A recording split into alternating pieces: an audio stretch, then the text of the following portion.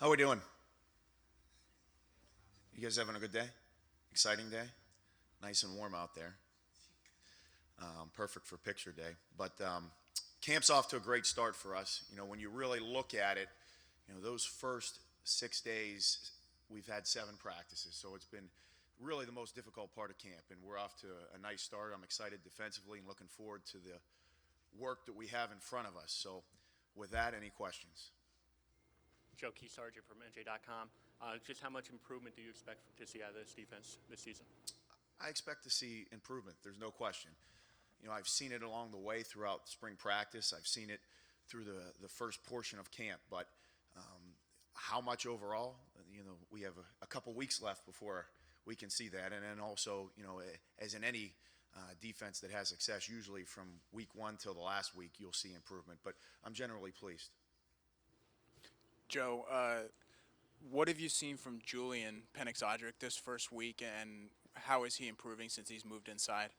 Well, the first thing is Julian's always been a really hard worker, and he's continued that, which we've been very pleased with. But I think as a guy who's been able to gain some experience, he's gained some confidence, and he's kind of stepped forward as a leader for us. He's been more vocal about holding his teammates accountable, about how guys are preparing. So, he's kind of gone about his business the way he has, but because of his development, he's gained some more confidence, become more vocal, and he's done a nice job out there for us. How does going through the Big Ten for the second year affect your preparation at all defensively? Well, I think what it does is it gives you perspective on the teams that you're going to see and kind of how they've attacked you in year one, and then any adjustments that you're going to make.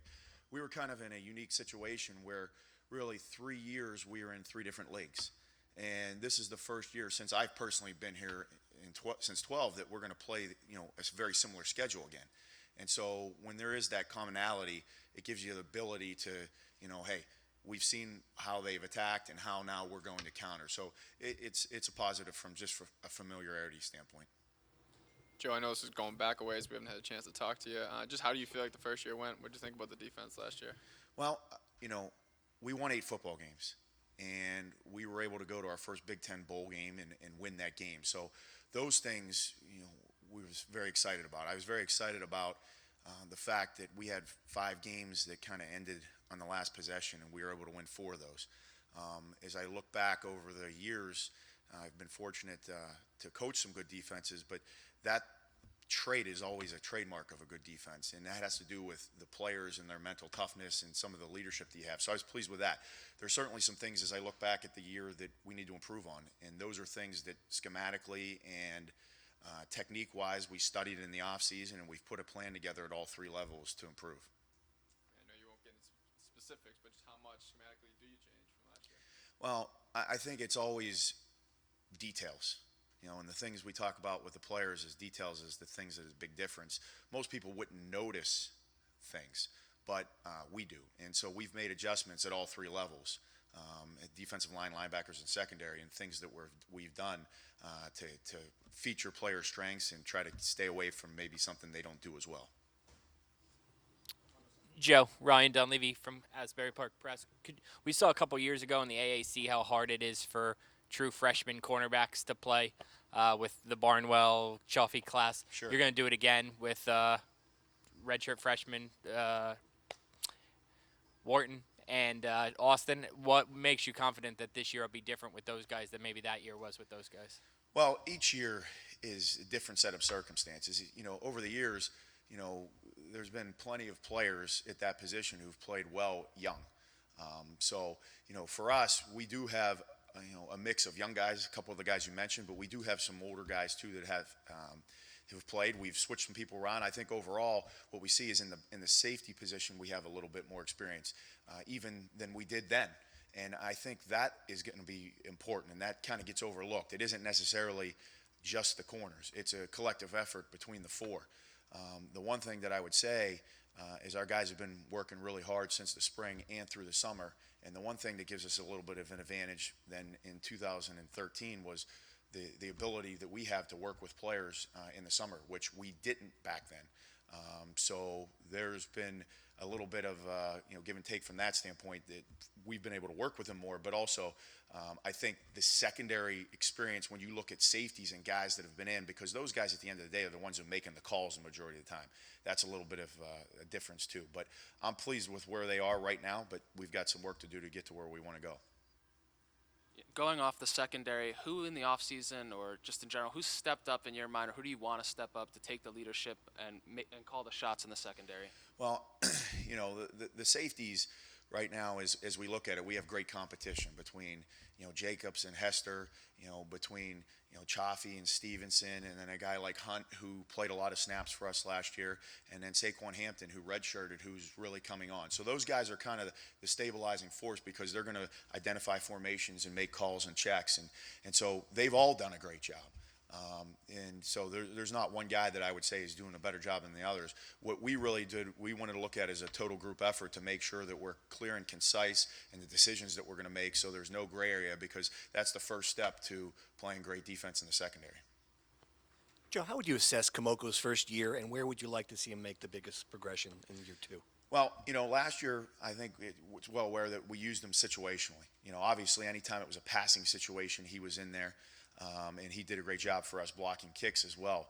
And that was something that was his strength. I mean, there's not many people on the planet that, are given his ability in terms of rushing the passer. But still was a young player and an inexperienced football player, because as we all know, he didn't play much football in his high school career, only his 1 year. And, I was fortunate to recruit him. So he was still gaining experience in terms of the nuances of playing defense. And first and second down defense, more to your question, is really where we're looking to see him make the biggest jump, because that is something that takes a little bit more experience, a little bit more understanding of the defense, and he's done that, so we've been pleased. As I look at where he was in the spring and where he was in early camp in terms of just being on his assignments and attention to detail, he's done a nice job with that. Is he at the point now where we'll see him on the every down play or close to it? He's going to be out there when we think he can affect the game. So our opponents will see him in a bunch of different places at a bunch of different times. So. What are you saying? What are you seeing from Kaiwan Lewis so far? Number one, very serious player. He's come in. I think he's earned the respect of his teammates because of how he goes about his business. I think we've seen him do some things. Obviously, he's been behind in terms of his acclimatization. And yesterday he was able to get in full pads. But, we've seen a guy that's run around. We've seen a guy that's worked hard. I've seen a guy that's generally intelligent. I mean, he's played football, college football. So even though maybe we call things differently, he still has that experience. And I've seen a guy who's got a physical element to him. So I'm excited to see him in action tomorrow in the scrimmage and kind of progress from there. But the early returns are positive. Is there any type of adjustments that he'll have to make, switching from two big different systems like that, especially since he's been in one for quite a few years? Yeah, I mean, I just think he has an understanding of football and how to leverage things and how to fit things. And so, just him getting with, Bob Frazier and just making sure we're on the same page terminology. But in terms of him having to revamp his game, that's not the case. We want him to just play the way that we saw him play on film before and just understand our terminology. To your left. Along the middle linebacker line, what have you seen from Isaiah Johnson? And then also, Eric Margolis has gotten a lot of reps. Can you talk about him? Sure. Isaiah is a kid who, came in and was able to participate with us in the spring and got a lot of reps. He's a very physical player, and he's a hard worker, and he goes about his business. The one thing I can say, about him is that, you know what you're going to get from him day in and day out in terms of his attitude and effort, which is awesome. Eric, was a young player for us last year and has gotten a lot more reps this year, and we've seen him really grow. His confidence is on the rise because he has a very good understanding of the defense. He's going to get an opportunity, obviously, to compete for the job, but also, be an important factor for us on special teams. What steps have been taken to solidify the run defense? And, is it more on the inside, on the defensive line, or are you hoping the linebackers step up more to plug in that middle? Everyone. Run defense comes down to 11 players. It's setting the edge and pressing hips in general terms. You have to be able to do a great job with that aspect of it. But our defensive line, linebackers, and secondary are all accountable, as well as myself, in terms of us improving the rush defense. What people don't understand, especially in today's game where you see balls out on the perimeter a lot, you got to do a good job in the secondary support in the run as well. And I know a lot of it goes back, and people think, well, defensive line, which in a lot of instances it is, but it's a total defensive effort for us to improve in the rush defense category. Joe, kind of a follow-up to that question. How do you toe the line between, obviously it was your first year in the Big Ten. A lot of people say it might have been the best running back class the Big Ten has ever had last year. So how do you toe the line between maybe that was the exception, chalk it up to a lot of good running backs, and maybe like some of the concern at this time last year that the Big Ten offensive lines were a little too big for this defensive line? How do you toe the line between chalking it up to that and saying maybe we do have to fix something? Well, the fact of the matter is this. At the end of the day, we're looking at us. And we're playing those offensive lines, we're playing those running backs, and year in and year out, those guys are going to change, and there's going to be different strengths and weaknesses of our opponents. So what we're looking to do, what can we do to improve? And that's what we spent the offseason doing, looking at where can we make adjustments, what can we alter so that we can, do a better job in that area. And so we went through the spring, reassessed it, made some changes again going into camp, and are constantly looking at that. So, is there an element of we played some talented people? Absolutely. But we're going to play talented backs every year. We're going to play talented O-linemen every year, and we need to improve on our end so that we can do a better job.